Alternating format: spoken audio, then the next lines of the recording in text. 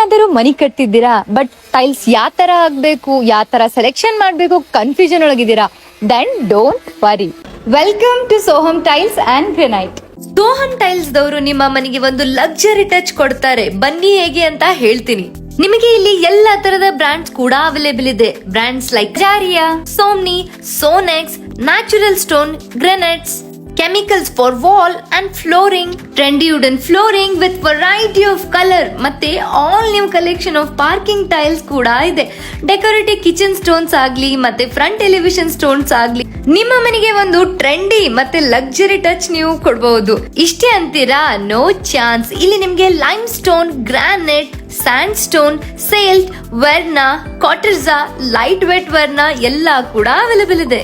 ಎಲ್ಲ ತರದ variety of sizes, shapes ಮತ್ತೆ ನ್ಯೂ ಟ್ರೆಂಡಿ ಕಲರ್ಸ್ ಕೂಡ ಇದೆ. ಇಷ್ಟೇ ಅಲ್ಲ, ಇಲ್ಲಿ ನಿಮ್ಗೆ ವಾಶ್ ಬೇಸಿನ್